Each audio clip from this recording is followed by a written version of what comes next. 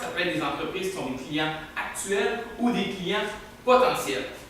On a décidé en fait d'utiliser une nouvelle technologie, on a décidé d'utiliser contenu de réalité virtuelle. Assez nouveau, je vais vous mettre quand même en contexte sur l'utilisation et le fonctionnement de celui-ci. Ça a été utilisé à date plus par des entreprises qui offrent des services aux particuliers, mais nous on voit définitivement le potentiel dans un format business to business. Pourquoi? Parce que les entreprises sont sollicitées continuellement par des représentants au niveau des cartes d'affaires, au niveau d'appels, au niveau de courriels, de brochures, d'envoi de PDF infographiques, de plein de choses qui, oui, permettent en fait la transmission de beaucoup d'informations, mais qui ne marquent pas nécessairement l'esprit. On ne se souviendra pas d'une compagnie, nécessairement d'une compagnie qui nous envoyait un PDF, même si le PDF était super beau. Pourquoi? Parce qu'on en reçoit peut-être une douzaine par semaine en tant que chef d'entreprise. Donc, le contenu de réalité virtuelle, comment ça fonctionne? Ça peut paraître assez compliqué, mais on a seulement besoin de 3 éléments. Réalité virtuelle, c'est quoi? C'est à l'aide de petites lunettes, un téléphone mobile et d'un vidéo filmé à 360 degrés. On réussit à plonger l'utilisateur dans un environnement qui est complètement virtuel. Donc, à l'aide des lunettes, on plonge l'utilisateur dans un environnement qui vient de remplacer l'environnement dans lequel il se trouve sur 360 degrés.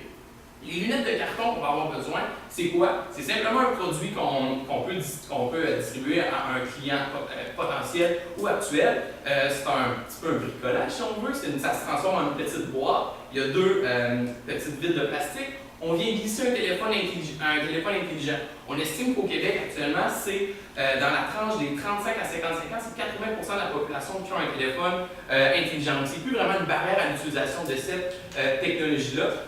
Sur son téléphone intelligent, la personne qui va utiliser la vidéo, tout ce qu'elle a à faire, c'est se rendre sur YouTube. YouTube permet l'utilisation de vidéos de 360 degrés, d'accéder aux vidéos qu'on va avoir mises sur la page, sur votre page de compagnie et de visionner l'expérience. Maintenant, cette expérience-là, c'est quoi? On veut amener, en fait, ce qu'on veut permettre, c'est d'informer, d'éduquer, de rappeler un peu à la manière en fait, de marketing de contenu nos clients potentiels et actuels sur notre offre de produits, notre offre de services, en les plongeant dans un environnement qui est le leur, donc qui est un environnement soit de production industrielle ou d'entreposage. On pense peut-être à une durée d'environ 2 minutes dans laquelle vraiment ça vient rappeler, ça vient planter des idées un peu dans la tête de notre potentiel client sur qu'est-ce qu'il pourrait faire pour améliorer lui son lieu de travail, qu'est-ce qu'il pourrait aller chercher comme service ou comme produit de plus, mais surtout, ça vient marquer son imaginaire. Parce que même si en ce moment, toutes ces pratiques, tout est beau, il a besoin de rien, bien, le jour où il a besoin de quelque chose, assurément, il va se souvenir de la compagnie Confiant qui avait fait ce petit stunt-là, qui est venu marquer son esprit.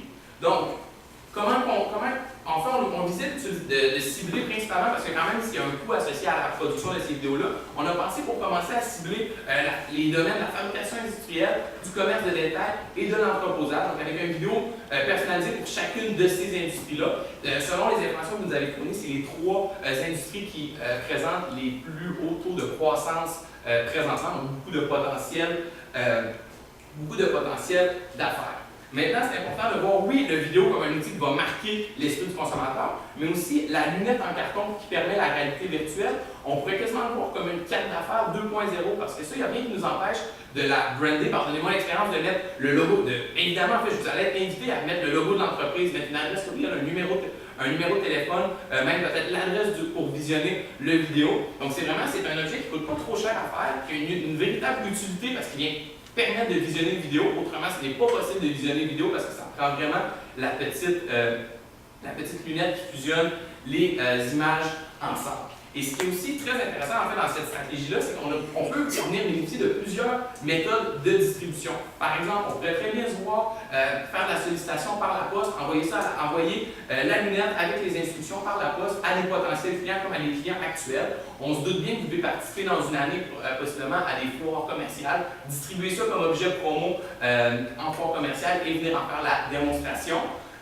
Commande seulement à utiliser vos clients actuels, juste juste leur glisser dans une commande de produits qui sont déjà clients chez vous, mais vous venez renforcer l'expérience, renforcer le lien. Il y a bien des chances qu'eux vont en parler autour d'eux dans leur entreprise, mais peut-être aussi à leur proche. On vient vraiment là solidifier votre crédibilité. On pensait même rajouter une possibilité en fait de commande sur votre site. Donc, afficher que vous avez ce produit-là, qui est un produit en fait pour les entreprises. Qu'est-ce que ça permet? C'est que vous, en échange, vous envoyez la petite lunette en carton à une entreprise, vous êtes en mesure de récolter le nom d'entreprise, l'adresse courriel également pour envoyer votre infolette. Donc, des informations, des fois, qui sont difficiles à aller chercher.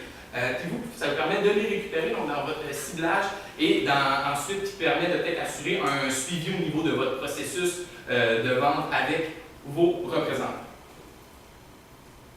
Et essentiellement, qu'est-ce que ça va permettre cette stratégie de réalité virtuelle? Bien, pour certains, ça va être de découvrir la compagnie confiante, et pour d'autres, ça va être de la redécouvrir comme étant déjà un de ses fournisseurs, mais un de ses fournisseurs vraiment innovant.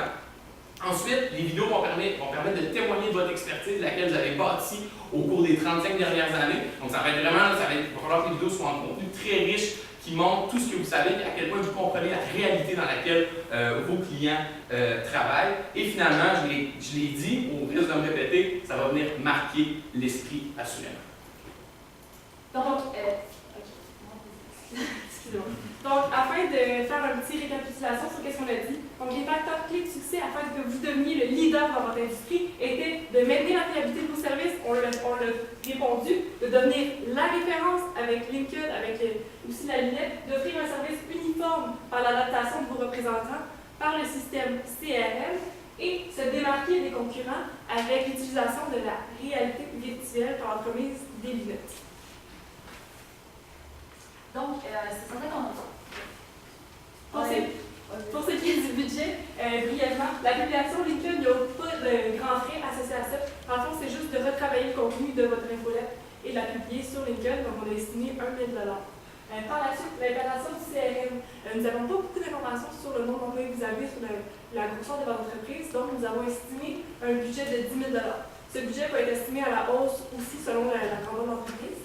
Par la suite, pour ce qui est de notre offre réalité virtuelle, pour ce qui est des lunettes, dans le fond, c'est un coût très faible par lunette, ça fait 2 $. Donc, nous avons estimé 5 000 $ pour ce qui est des lunettes qu'on va envoyer aux clients. Pour ce qui est de la création du vidéo, on a estimé 55 000 $, soit la création de 3 vidéos qu'on va mettre sur YouTube pour un total de 71 000 $. Je peux juste me permettre de préciser ici, vous aurez probablement compris à ce stade que les vidéos, ça va nécessiter que vous allez chercher un sous-traitant, donc une ressource à l'externe, une agence spécialisée là-dedans qui vont assurer la production des vidéos, comme ça nécessite quand même là, des technologies 360 degrés. Donc, 71 000 $, ça peut paraître gros. Par contre, par client potentiel, ça représente seulement 24 $. 24 $ par client pour aller les marquer. C'est un investissement à considérer. Donc, brièvement, l'échéancier, on va y revenir en période de questions, si vous voulez. Donc, on a établi certaines mesures de contrôle pour s'assurer que ce qu'on vous propose, ça fonctionne, ça a les résultats espérés. On va y répondre aussi dans la période de questions. Donc, vous comprendrez qu'on s'est quand même emporté un petit peu dans la stratégie. On a eu beaucoup de plaisir à mettre en fait cette stratégie-là de réalité virtuelle et les 3 autres volets qui précédaient au point aujourd'hui. Donc, nos objectifs, on vous le rappelle, étaient d'augmenter votre visibilité. Nous venons le faire avec, oui, l'envoi de contenu de réalité virtuelle, mais aussi également avec tout ce qui vient supporter au niveau là, des entreprises. Renforcer votre notoriété, ça va de soi. Renforcer votre notoriété, c'est vraiment en communiquant votre expertise que vous avez bâtie au cours des 30 dernières années. Relation avec les clients existants, ça va se faire, comme nous l'avons mentionné, avec notre service incomparable de nos représentants. Et finalement, tout ça va vous permettre d'augmenter vos parts de marché au Québec. Nous sommes mis nos conseils, nous sommes maintenant en une période de questions. J'ai longtemps. Donc, je commence la période de questions 5 minutes. Vous avez parlé de la possibilité de faire un plan, de faire des plans futurs dépendant des différents types de clients. Qui fait ça dans l'entreprise? On croit que les représentants, en se spécialisant dans des domaines clés, vont devenir experts en contenu, experts dans leur domaine. Donc, pour eux, ça va être super facile d'estimer les besoins d'entreprise, surtout en bien connaissant leurs clients. Ils vont être capables d'estimer avec leur discussion avec les clients l'augmentation des ventes futures. Donc, plus tard, s'ils agrandissent leur entreprise, agrandissent leur usine, qu'est-ce qu'ils vont avoir besoin de plus comme élément en santé et sécurité. Et aussi, ça va leur permettre d'estimer les formations qui vont être nécessaires selon le nombre d'employés qui va être croissant. Ce que je vois dans votre stratégie, qui est une excellente idée, la réalité virtuelle et compagnie, ma première réaction, c'est que ça va m'apporter des rencontres avec des prospects.